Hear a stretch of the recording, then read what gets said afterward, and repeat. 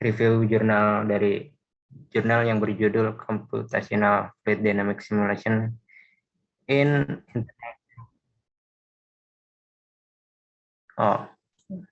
tampilan penonton.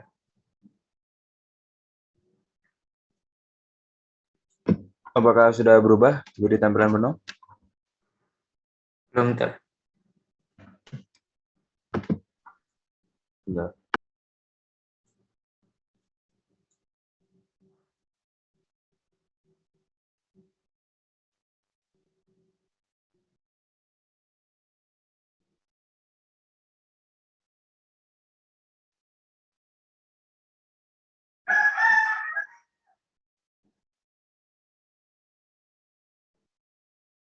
Ya, sudah. Udah. Balik ke halaman pertama, judulnya.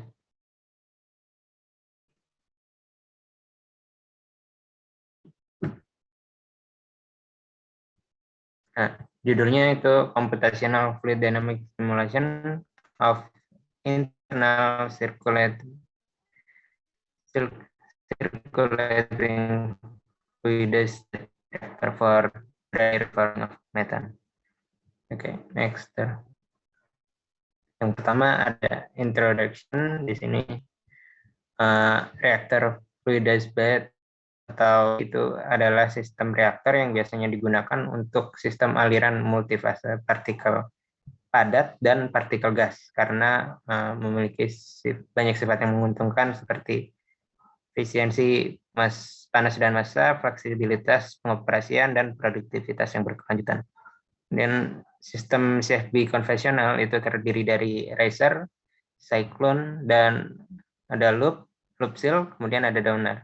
Di dalam riser itu suspensi partikel padat dan gas digerakkan ke atas oleh gas fluidisasi dan dipisahkan oleh cyclone-nya atau siklon.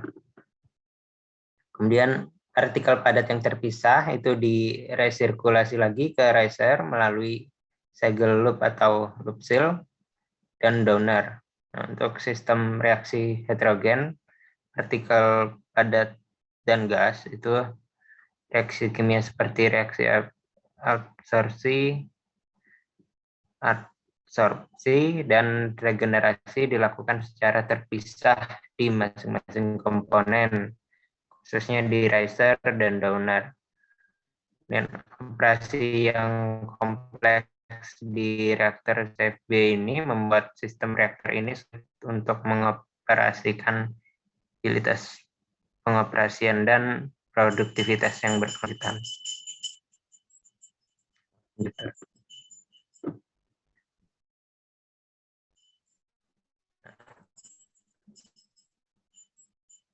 Saat ini kan gas rumah kaca utamanya yang dikeluarkan ke atmosfer adalah karbon dioksida, yaitu bentuk CO2 dan metan, yaitu CH4. Berbagai teknologi penangkapan CO2 telah diusulkan untuk mengatasi masalah gas rumah kaca ini sendiri. Namun untuk menyelesaikan masalah gas rumah kaca secara efisien, CO2 yang ditangkap harus diubah menjadi produk lain. Oleh karena itu, teknologi pemanfaatan CO2 diperkenalkan untuk mengubah CO2 yang ditangkap menjadi bahan yang lebih bervaluasi atau lebih berharga gitu. Nah, reformasi CO2 atau reformasi kering metana adalah reaksi antara CO2 dan metan dengan rasio molar 1:1 dan menggunakan Ni sebagai katalis. Reaksi ini mengkonsumsi CO2 dan CH4, gas rumah kaca utama yang menghasilkan syngas, hidrogen, dan karbon monoksida dengan rasio mendekati 1. Dengan rasio H2CO ini dapat diterapkan dalam proses Fischer-Tropsch untuk menghasilkan hidrokarbon cair untuk digunakan sebagai bahan bakar sintetis atau sumber energi alternatif.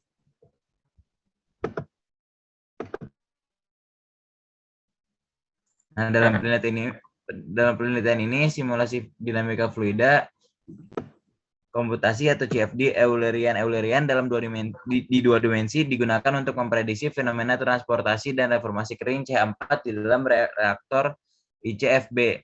Simulasi CFD ini terbukti sebagai metode yang menarik dan layak untuk analisis kinerja, desain, dan optimasi sistem reaktor multifase. Desain reaktor ICFB yang berbeda diselidiki pengaruhnya terhadap konversi CH4 yang diperoleh dari reaksi reformasi kering.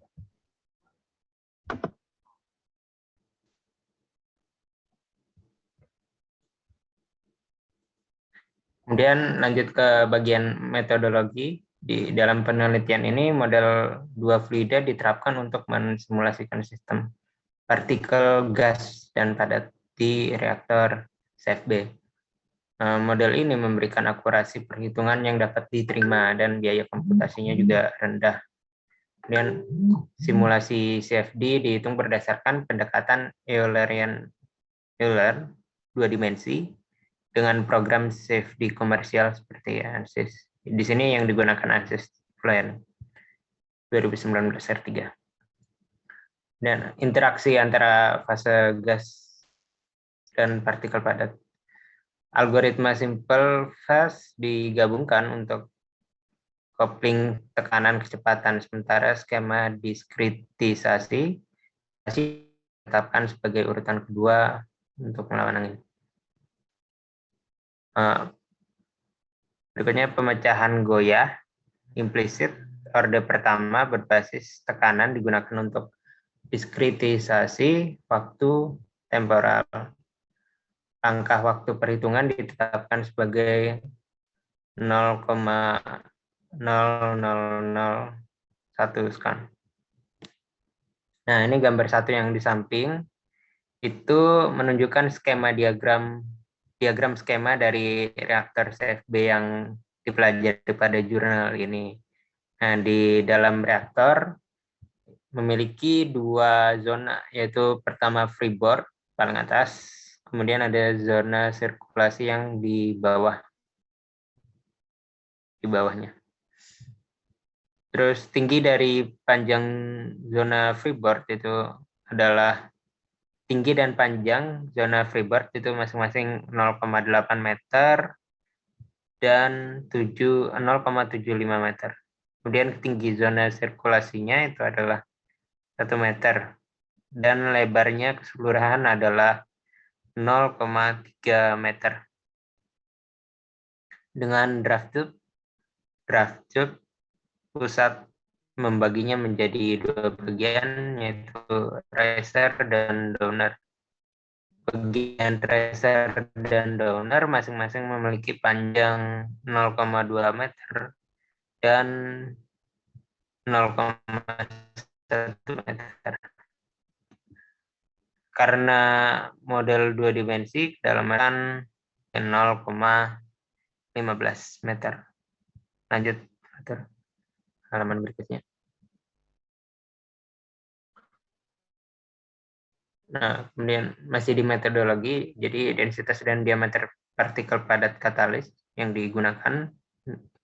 Sini ada nikel, aluminium, O2, aluminium, dan oksigen. Kemudian yang digunakan masing-masing adalah 3.000 kg per meter kubik dan 200 meter. Pada bagian riser itu CH4 dan karbon dioksida dan nitrogen inert diumpatkan sebagai reaktan reaksi reformasi kering dengan rasio molar masing-masing 0,4 banding 0,4 banding 0,2. Di bagian bawah, udara diumpatkan untuk menghilangkan kokas dari katalis partikel padat melalui reaksi oksidasi. Awalnya dari partikel katalis padat itu dikemas ke bagian bawah dengan fraksi kosong 1,9 kg dan 0,4 kg. Gas reaktan dan udara diumpatkan ke bagian riser dan donor dengan kecepatan superficial fluidizing gas masing-masing 1,37 meter per sekon dan 0,3 meter per sekon. Kedua gas tadi diumpatkan ke bagian tersebut dengan suhu 550 derajat Celcius. Kemudian reformasi kering dari metana dan reaksi oksidasi, reaksi kinetik ini berdasarkan Bengwerba et al. Terhubung ke model CFD yang ditentukan oleh pengguna atau penelitinya. Sebagaimana yang dinyatakan di atas, penelitian ini tuh berfokus pada pengaruh di desain reaktor termasuk jenis distributor gas, faktor A, tinggi draft tube faktor B, panjang loop cell faktor C, dan diameter saluran keluar gas faktor D pada reaksi reformasi kering metana di dalam reaktor CFB. Nah, tabel 1 di bawah di slide berikutnya itu menunjukkan konfigurasi setiap kasus desain reaktor untuk tipe distributor gas. Kasus elevasi adalah bagian bawah dengan elevasi 15 cm dari dasar reaktor asli. Lanjut halaman berikutnya, Pak.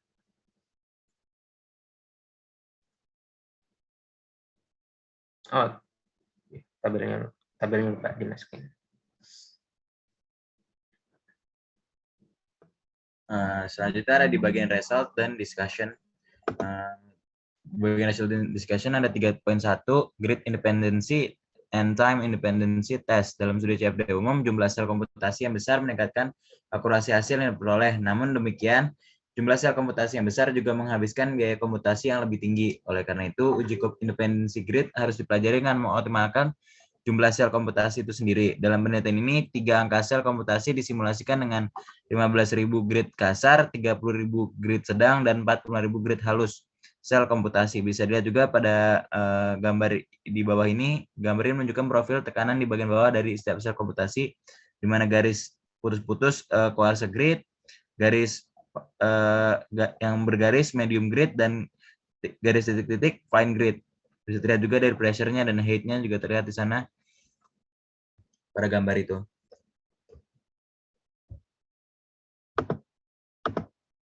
Proses selanjutnya itu uji independensi waktu juga memberikan waktu simulasi bahwa sistem mencapai kondisi quasi steady state. Terlihat pada gambar grafiknya juga di bagian bawahnya menggambarkan fraksi mol variasi C4 dengan waktu simulasi di bagian riser. Dari contoh kasus yang dipilih ada 5. Pada awal simulasi, reaksi berfluktuasi karena kondisi operasi startup. Setelah 5 waktu simulasi, CH4 di outlet riser berosilasi di sekitar nilai tertentu yang menunjukkan bahwa sistem mencapai quasi steady state. Oleh karena itu, hasil antara 5-10 detik dirata-ratakan untuk perbandingan dan analisis di bagian-bagian berikutnya. Terlihat juga pada tabel di sana, tabel ICFB. Reactor configuration of each reactor design case. Lihat di sana ada 16 case. Yang selanjutnya ada model validation. Hasil yang diperoleh dari model CFD reaktor ICFB dibandingkan dengan hidrodinamika percobaan dalam sistem reaktor ICFB. Zaabud et al. Kasus validasi adalah kasus 1. Itu dioperasikan dengan kecepatan fluidisasi 1,37 dan 0,30 m/s meter per second di bagian riser dan downer masing-masing. Profil tekanan simulasi ini terlihat pada grafik ini juga terlihat ada experimental downer yang kotak, experimental riser yang segitiga. Pada simulationnya yang garis itu downer dan yang titik-titik itu simulation yang riser. Untuk kedua bagian riser dan downer, kemiringan profil tekanan tinggi di bagian bawah reaktor karena bagian bawah reaktor daerah memiliki fraksi volume padat yang lebih tinggi daripada daerah reaktor. Dari hasil yang diperoleh, itu menegaskan bahwa ini model CFD yang dipelajari dapat digunakan untuk memprediksi perilaku sistem dalam reaktor CFB. Selain itu, reformasi kering, model reaksi C4 telah membandingkan kebenarannya antara simulasi menghasilkan reaktor CFB konvensional dan hasil literatur eksperimental. Dan pada grafik juga di sana ada conversion of methane, conversion of carbon dioxide, ada selectivity to hydrogen. Simulationnya seperti ini dan eksperimentalnya seperti ini. Pada gambar ini menggambarkan perbandingan antara simulasi dan eksperimen dry reforming metana dalam reaktor CFB. Simulasi yang didapat hasilnya mendekati hasil percobaan. Oleh karena itu, model reaksi ini terbukti berhasil menangkap fenomena reaksi dan dapat digunakan untuk diterapkan dalam reaktor CFB. Nah, pada gambar ini juga nih grafik ini menampilkan konversi C4 dalam reaktor ICFB untuk setiap konfigurasi desain reaktor. Nah, ini yang tabel 2 ini merangkum uji analisis varians atau ANOVA ketika variabel respons adalah konversi C4. Untuk pengaruh faktor utama, hasil menunjukkan bahwa tipe distributor gas A dan ketinggian draft tube memiliki nilai P lebih dari 0,05 Oleh karena itu, faktor A dan B merupakan faktor yang tidak signifikan terhadap konversi C4. Itu panjang loop seal bagian C dan diameter outlet gas D memiliki nilai P kurang dari 0,05. Dengan demikian, mereka kemudian diberi label sebagai parameter yang signifikan. Uji ANOVA menunjukkan bahwa interaksi antara panjang loop seal dan outlet gas diameter C dan D, C sampai D juga merupakan faktor penting dalam sistem reaktor ICFB ini.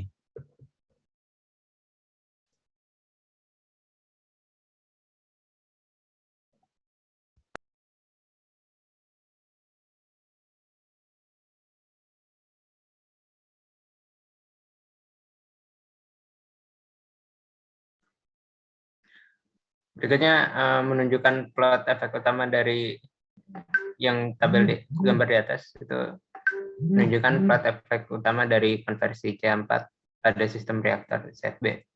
Dari efek konfigurasi desain reaktor, diameter saluran gas keluar berpengaruh positif terhadap konversi C4 atau metana. Sedangkan panjang loop seal itu berpengaruh negatif terhadap konversi metananya. Diameter saluran keluar gas yang tinggi dan panjang segel atau loop seal yang rendah memberikan hidrodinamika sistem yang sesuai. Selain itu, jenis distributor gas dan tinggi draft tube memberikan pengaruh negatif yang kecil terhadap konversi metananya. Kemudian yang di sebelah kanan itu diagramnya menunjukkan interaksi panjang loop seal dengan diameter outlet gas dan plot efek pada metana konversi. Dalam hal panjang loop seal sama dengan 1, konversi metana tidak berbeda untuk keduanya, untuk kedua diameter saluran keluar gas. Tapi dalam kasus panjang loop seal sama dengan lebih atau lebih dari 1 diameter saluran gas keluar, itu yang berbeda memberikan hasil konversi metana yang berbeda juga.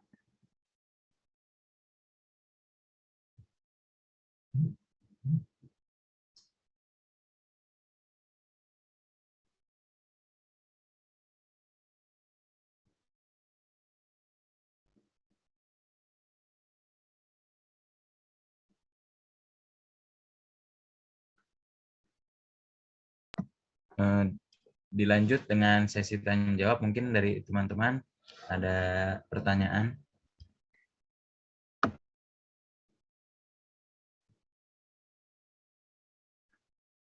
Ya, sekian dari presentasi kelompok kami.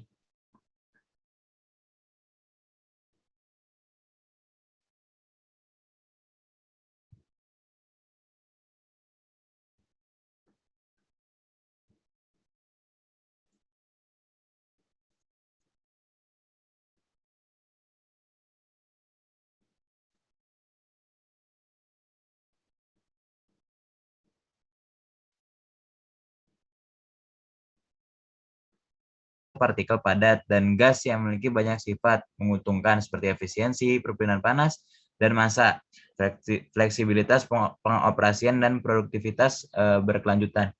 Jadi manfaatnya untuk menguntungkan pada efisiensi perpindahan panas dan massa, fleksibilitas pengoperasian dan produktivitas berkelanjutan. Seperti itu, Muhammad Fahri Satria, apakah menjawab?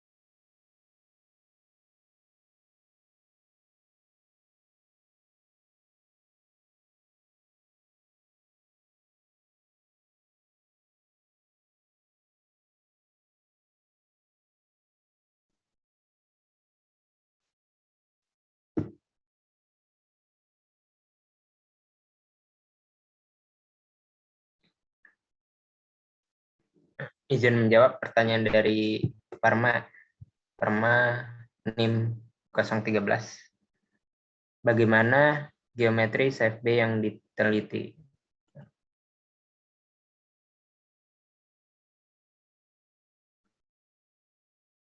Terus coba balik ke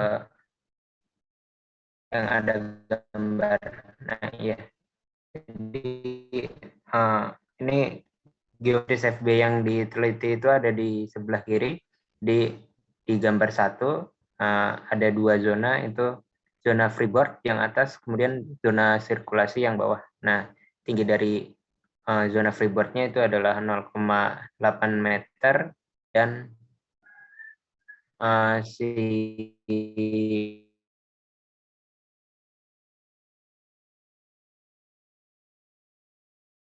kemudian tinggi dari zona sirkulasinya dan lebarnya adalah 0,3.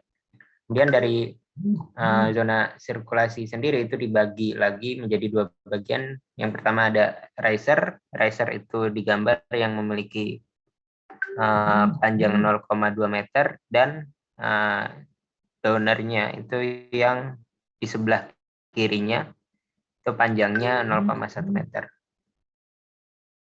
Berikut jawaban yang bisa saya berikan dari pertanyaan Parma, apakah sudah terjawab?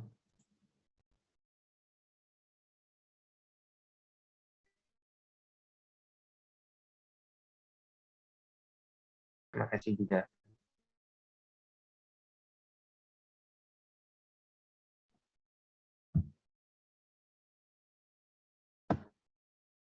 Saya bisa langsung lanjut ke pertanyaan dari kelas NIM 008 dari kelompok 1. Bagaimana perbandingan hasil tekanan antara simulasi dengan eksperimen?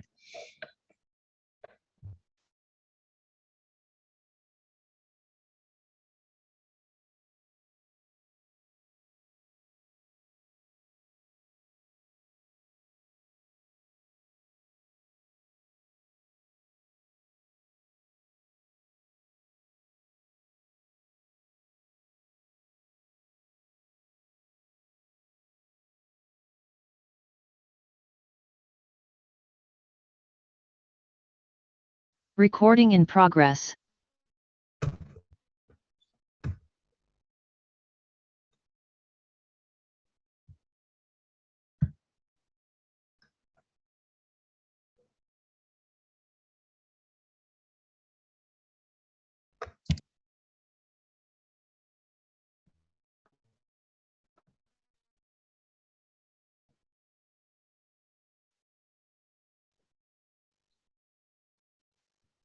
Nah, ini jawabannya ada di grafik ini nih. Pada gambar ini dilihat bahwa kurva hasil simulasi dapat memprediksi data eksperimen dengan sangat baik. Itu terlihat dari grafiknya. Bisa dilihat saja dari grafiknya. Apakah sudah membantu untuk menjawab, Mas Kalesedek?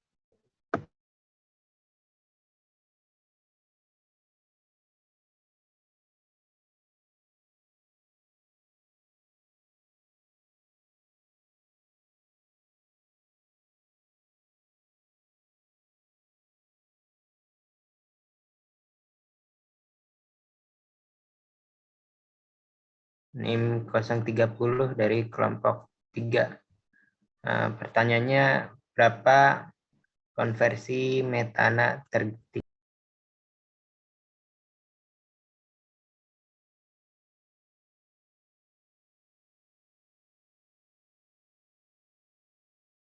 Mulai dari Recording in K1 sampai progress. K16.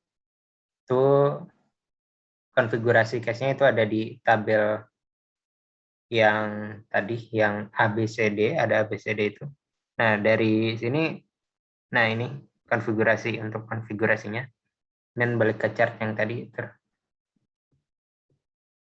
Nah, dari chart ini dilihat konfigurasinya itu untuk konversi metana tertinggi itu ada di konfigurasi atau kasus nomor 5 itu sebesar 15,4% di sini. Hasil dari penelitian yang dilakukan. Bagaimana Mas Alvin? Alvin?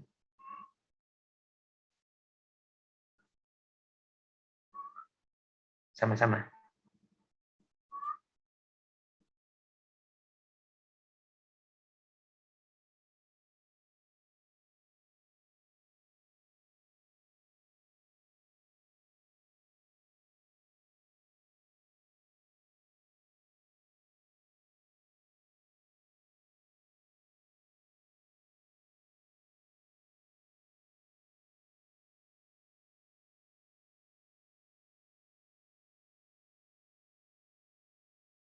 Pada gambar ini gambar 2. Jadi untuk grid medium dan grid halus itu menampilkan grafik hasil simulasi tekanan versus tingginya, itu hampir serupa. Kalau dilihat pada chart ini, itu hampir serupa yang grid medium dan grid halus. Sedangkan untuk grid yang kasar itu terjadi penyimpangan yang cukup signifikan dibandingkan dengan 2 grid sebelumnya. Jadi pengaruhnya itu adalah lebih ke akurasi hasilnya. Hasil dari tekanannya. Bagaimana, Taufik?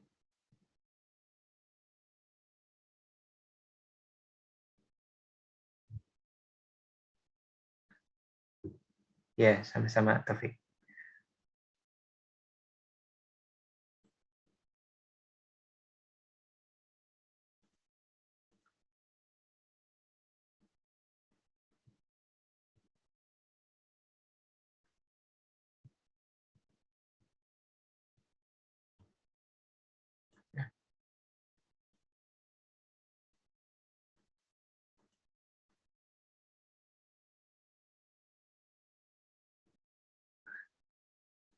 Sepertinya sudah semua kelompok bertanya. Mungkin bisa ditutup kali ya, Tur ya. Baik, Mas Tulus, ditutup saja. Nah, sekian presentasi dari saya dan Pak Tur. Kurang lebihnya mohon maaf. Assalamualaikum warahmatullahi wabarakatuh. Selamat siang.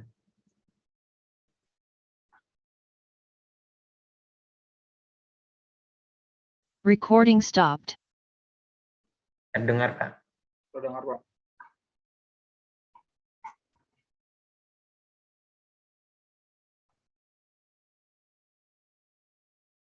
Ya, Pak, kelompok saya, Pak.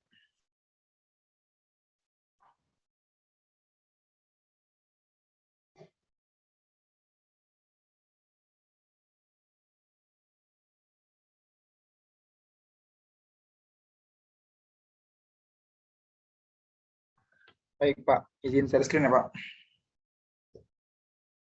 Recording in progress.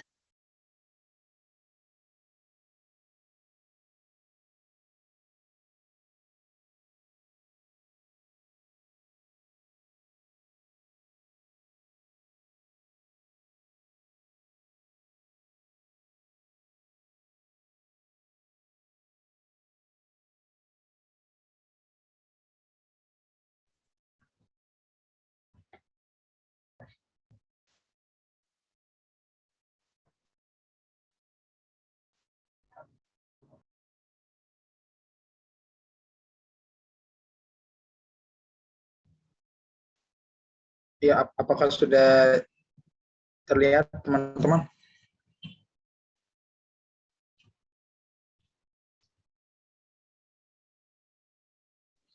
Udah, Cok.